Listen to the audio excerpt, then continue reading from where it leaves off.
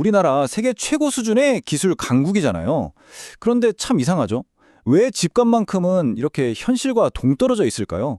온갖 첨단 기술이 공간의 제약 이런 걸 다 무너뜨리고 있는데 유독 한국 부동산 시장만은 정말 거대한 성벽처럼 굳건히 버티고 있단 말이죠. 이게 그냥 시장이 잘못돼서 그런 게 아니라 사실은 누군가의 이익을 위해서 아주 치밀하게 설계된 결과다라는 좀 강력한 주장이 있어요. 오늘 바로 그 설계도를 한번 같이 펼쳐보려고 합니다. 오늘 분석에서는요, 한국 부동산 시장을 혁신을 막는 오중 방어벽으로 보고 있어요. 자, 여기 보시는 것처럼 우리는 이 5개의 성벽을 하나씩 허물어 보면서 그 속을 들여다볼 겁니다. 첫 번째, 설계된 희소성에서 시작해서요, 금융, 규제, 또 만들어진 수요, 그리고 마지막으로 우리 앞에 놓인 2가지 미래까지 차근차근 따라와 보시죠. 자, 첫 번째 성벽입니다. 이름하여 설계된 희소성. 이게 무슨 말이냐면요. 지금 이 말도 안 되는 집값이 그냥 자연스럽게 시장에서 만들어진 게 아니라는 거예요. 여기 부제 보이죠? 사람을 위한 집이 아니라 자산 가치를 지키기 위한 요새. 말 그대로 누군가가 기존의 자산 가치를 보호하려고 아주 정교하게 설계한 그런 요새라는 거죠. 그러니까 이게 절대 실수가 아니라는 겁니다. 바로 이 문장, 인위적으로 설계된 희소성의 나라. 이게 오늘 이야기의 핵심을 그냥 그대로 꿰뚫는 말입니다.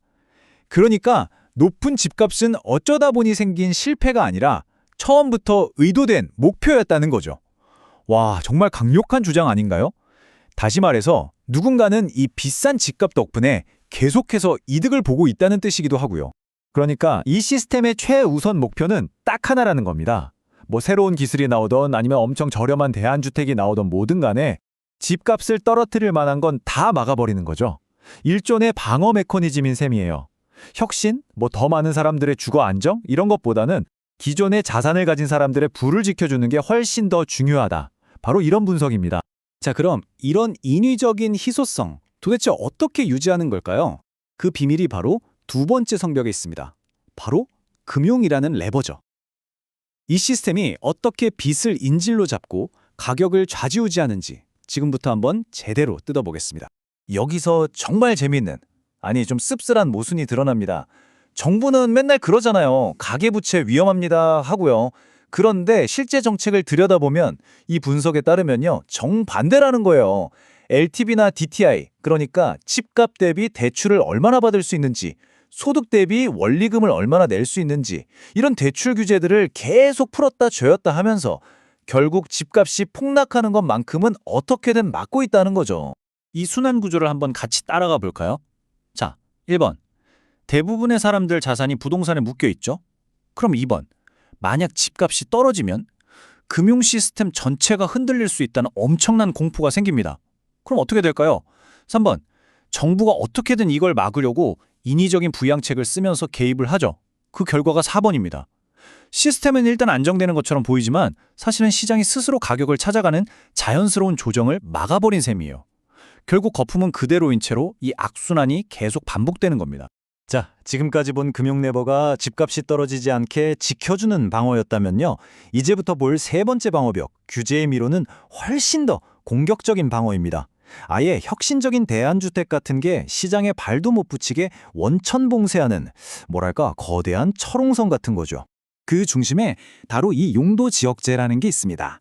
이게 뭐냐면 말 그대로 이 땅에는 뭘 지을 수 있고 저 땅에는 뭘 지을 수 없는지 이런 걸 정하는 제도예요. 그런데 이 분석에서는 이 제도가 사실상 저렴하고 새로운 주택 공급을 막는 아주 강력한 정치적 도구로 쓰이고 있다고 봐요. 왜냐? 바로 기존 주택을 가진 사람들, 즉 표를 가진 유권자들의 자산 가치를 지켜줘야 하니까요. 이 표를 보시면 핵심이 딱 보입니다.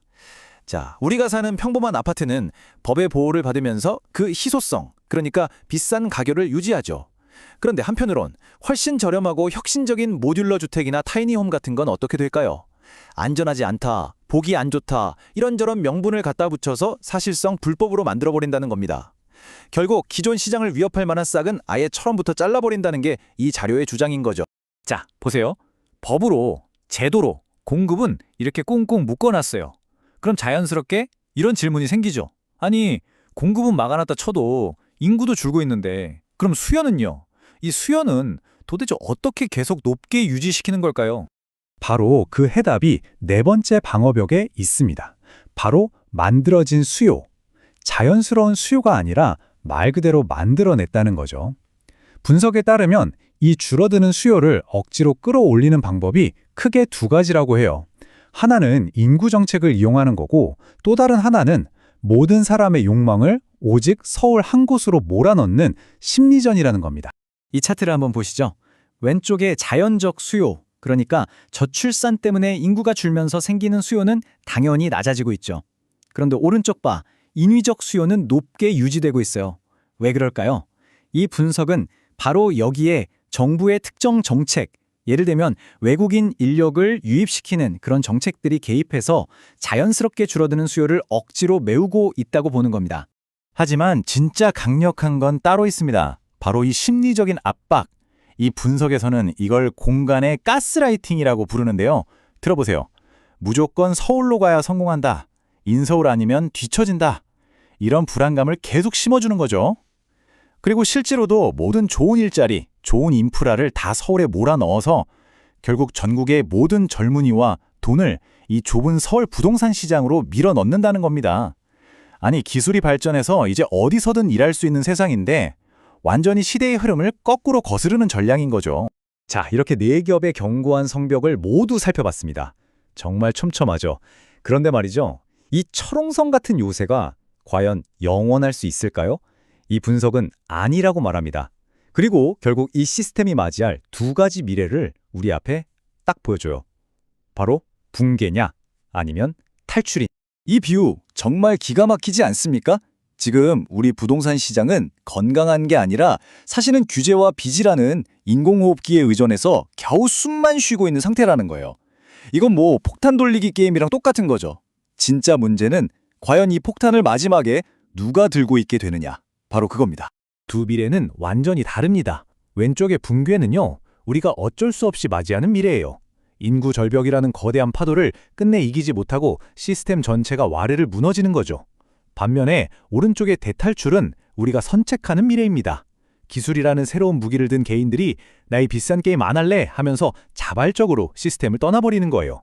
성벽이 억지로 무너지는 것과 사람들이 그냥 성을 버리고 떠나는 것, 엄청난 차이죠.